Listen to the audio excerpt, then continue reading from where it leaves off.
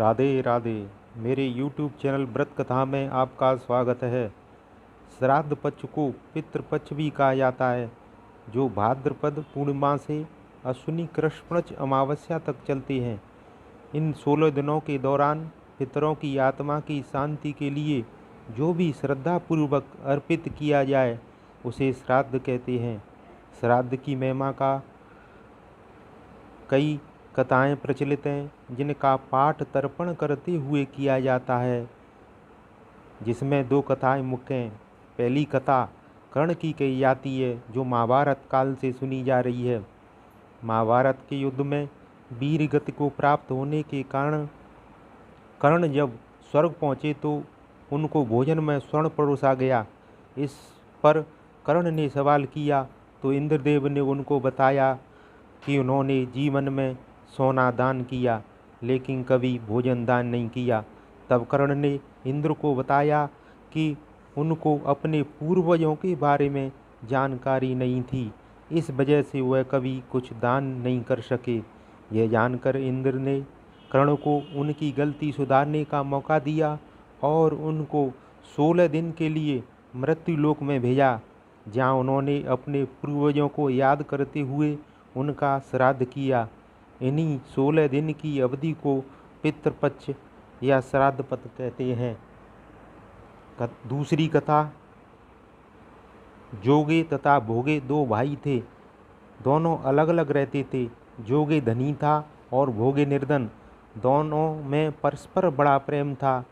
जोगे की पत्नी को धन का अभिमान था, किंतु भोगे की पत्नी बड़ी सरल हृदय थी।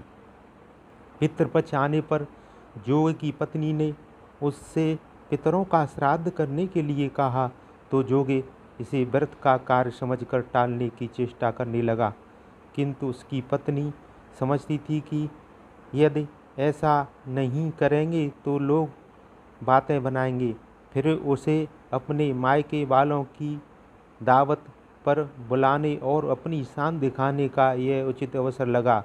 अतः यह बोली, शायद मेरी परेशानी की वजह से ऐसा कर रहे हैं, किंतु इससे मुझे कोई परेशानी नहीं होगी। मैं भोगे की पत्नी को बुला लूँगी, दोनों मिलकर सारा काम कर लेंगी। फिर उसने जोगे को अपने पियर न्योता देने के लिए भेज दिया। दूसरे दिन उसके बुलाने पर भोगे की पत्नी सुबह सवेरे आकर काम में जुट गई। उसने रसोई तैयार की, अनेक पकवान बनाए, फिर सभी काम निपटाकर अपने घर आ गई। आखिर उसे भी तो पितरों का श्राद्ध तर्पण करना था। इस अवसर पर ना जोग की पत्नी ने उसे रोका, ना ही वह रुकी। शीघ्र यह दोपहर हो गई। पितर भूमि पर उतरे। जोगे भोगे के पितर पहले जोगे के यहाँ गए तो क्या देखते हैं कि उसके ससुराल वाले वहाँ भोजन पर जुटे हैं। निराश होकर वे भोगे के यहाँ गए। वहाँ क्या था, मात्र पितरों के नाम पर अगियारी दे दी गई। पितरों ने उसकी राख चाटी और भूखे ही नदी के तट पर जा पहुँचे। थोड़ी देर बाद सारे पितर इकट्ठे हो गए और अपने अपने यहाँ के श्राद्धों की बड़ाई करने लगे। जोगे भोगे के पितरों ने भी अपनी आप बीती सुनाई।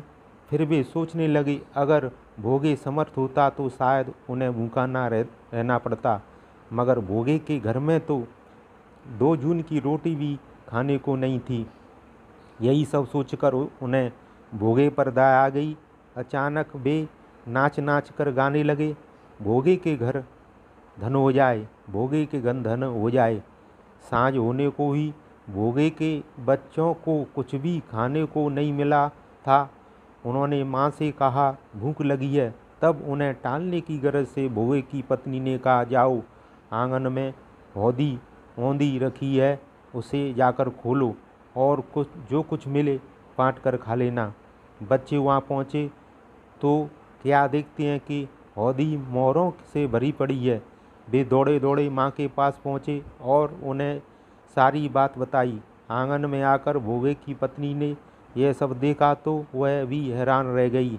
इस प्रकार भोगे भी धनी हो गया, मगर धन पाकर वह घमंडी नहीं हुआ। दूसरे साल का पितृपक्ष आया। श्राद्ध के दिन भोगे की स्त्री ने 56 प्रकार के व्यंजन बनाए। ब्राह्मणों को बुलाकर श्राद्ध किया, भोजन कराया, दक्षिणा दी। जेठ जेठानी को सोने चांदी के बर्तनों में भोजन कराया। इससे पितर बड़े प्रसन्न तथा तृप्त हुए। जिन्होंने मेरे चैनल को सब्सक्राइब नहीं किया है वह सब्सक्राइब जरूर करें। धन्यवाद।